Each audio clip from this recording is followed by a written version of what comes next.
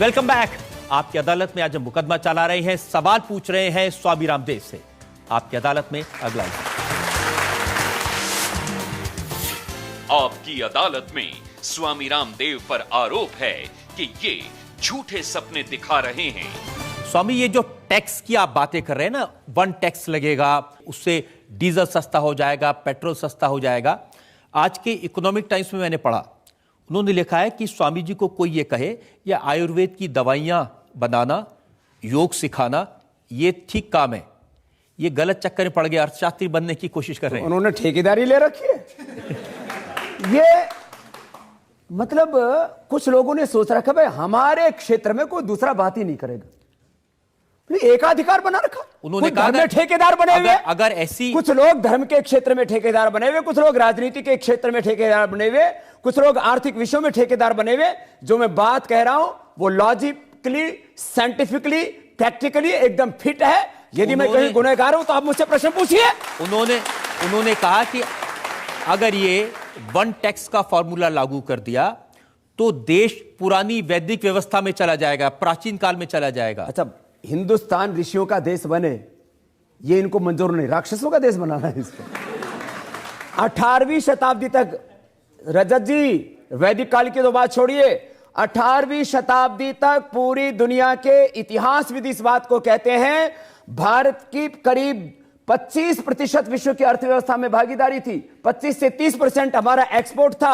अरे पुराने जमाने की बात छोड़ो, 1978 के मेरे पास में डेटा है, जो है उस समय चीन की और भारत की जीडीपी दोनों की बराबर थी, करीब 13 लाख करोड़ रुपए की, और दोनों का एक्सपोर्ट करीब बराबर था। आज चीन पहुंच गया 150 लाख करोड़ से ज्यादा और हम 20 लाख करोड़ भी नहीं पहुंचे। आज हिंदुस्तान को गर्त में डाल दिया। जो मैं काम कह रहा हूं उसको कर लीजिए, हिंदुस्तान चीन और अमेरिका से भी आगे होगा।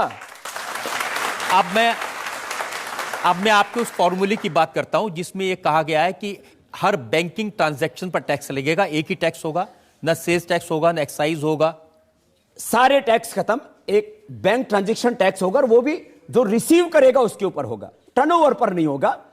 अब इसमें एक खास बात मैं बताना चाहता हूं भैया, पेट्रोल जो है उसका जो बेसिक प्राइस होता है वो 35 रुपए के आसपास है। अब उसके ऊपर करीब 50% टैक्स है। ये तो पूरी स्टडी है मेरे पास में, कोई भी देख सकता है, इंटरनेट पर सब बच्चे पढ़े हुए हैं। और मैं आपको धन्यवाद भी देना चाहूंगा, भारत के भविष्य का निर्णय हो रहा है और उसमें 60% से जवान है। आज आपने आपकी अदालत में जवानों को बुला करके भी बहुत अच्छा काम किया। मैं आपको ये बताना चाहता हूं रजत जी। अच्छा बच्चों, ये बताओ कि आपको 75-80 रुपए का पेट्रोल चाहिए कि 35 रुपए का? तो आपको जो 35 रुपए का पेट्रोल दिलाएगा उसको वोट दोगे या 75-80 दिलाने वाले को? अच्छा, आपको आज गैस सिलेंडर सब्सिडी के बावजूद 425 का और सब्सिडी के बिना जो है 1200 रुपए का मिलता है। यदि आपको गैस का सिलेंडर 300 या 400 रुपए का मिले, उसको वोट करोगे या 1200 रुपए का देने वालों को?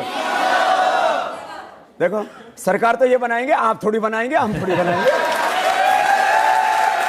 आप ऐसा करते हैं, हमारे रजत जी को आपकी अदालत चलाने देते हैं, गवर्नमेंट अपन बनाते हैं।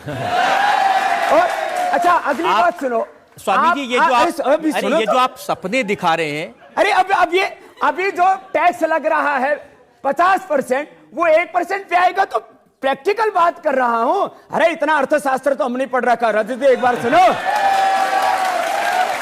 देखो ये जो अर्थशास्त्री है ना, ये देश का व्यापार नहीं चलाते, आप लोगों को पता होना चाहिए।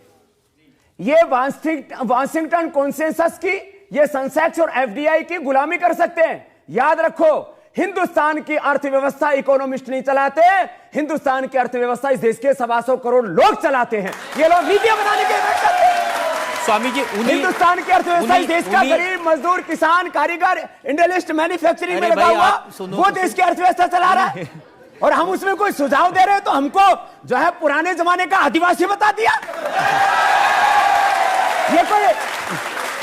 ये बात भी कोई, अरे हम इसलिए कि शायद आपकी जानकारी नहीं है। अच्छा, हमारी कौन सी जानकारी नहीं, आप बताओ, मैं हर एक उत्तर देता हूं। आप कह रहे हैं कि टैक्स लगेगा बैंकिंग ट्रांजैक्शन पे, लेकिन आप यदि आज हार गए ना, हाँ, तो अगली बार मैं उधर होऊंगा और आप इधर बैठेंगे। सवाल हार जीत का नहीं है, मेरा तो काम है सवाल पूछना। जी, और पूछो। कठिन सवाल पूछूंगा।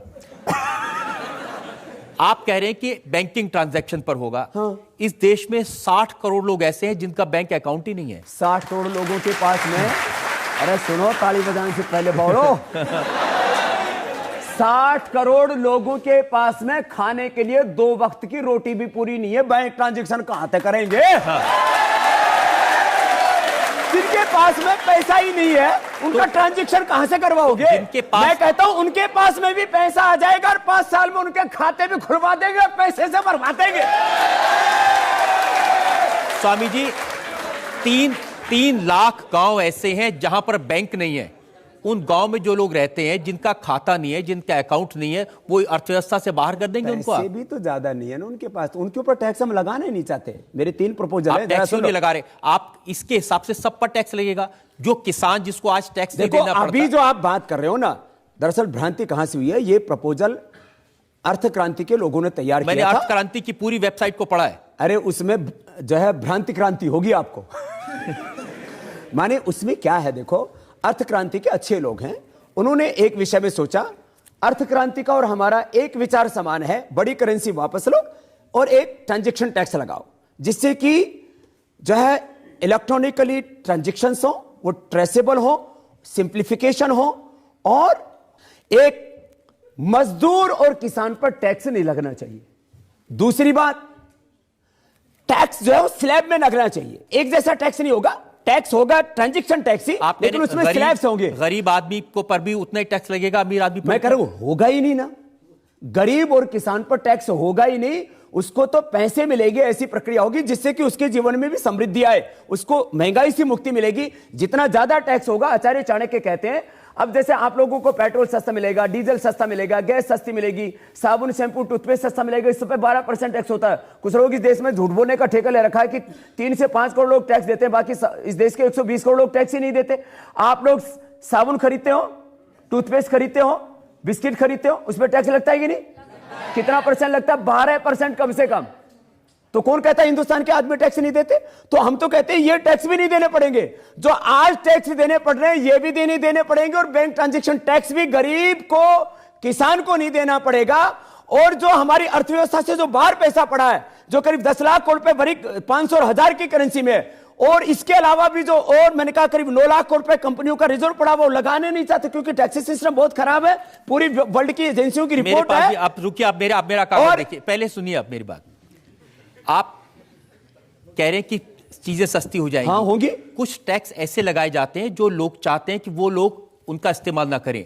सिगरेट पर, शराब पर भी टैक्स कम कर देंगे तो क्या होगा? देखो, मैन्युफैक्चरिंग पर कितना टैक्स लगना चाहिए, बीड़ी सिगरेट पर कितना टैक्स लगना चाहिए, रियल एस्टेट में कितना टैक्स लगना चाहिए, और जो लैंड की मार्केट में इंफ्रास्ट्रक्चर वालों पर कितना टैक्स लगना चाहिए, दारू आदि बनाने वालों पर कितना टैक्स लगना चाहिए, ट्रेडिंग वालों पर कितना टैक्स लगना चाहिए, छोटे व्यापारियों पर कितना टैक्स लगना चाहिए, सारा बना के लेके आया। ये अगर 3 चीजें आप उसमें ऐड कर देंगे तो आपका फॉर्मूला एकदम कामयाब हो जाएगा। मैं एक आपको छोटी सी बात कहता हूं, देखो, जो ट्रेडिंग करता है, 100 करोड़ रुपए का उसने टर्नओवर किया, रिसीव भी किया उसको, मैं जो है अमाउंट को रिसीव भी किया, 100 करोड़ का उसका खाते में पैसा आया। आज यदि 1% लगाएंगे तो उसको 1 करोड़ लगेगा, उसको प्रॉफिट 1% हो रहा है, तो उसको हमें 0.20 लगाना पड़ेगा।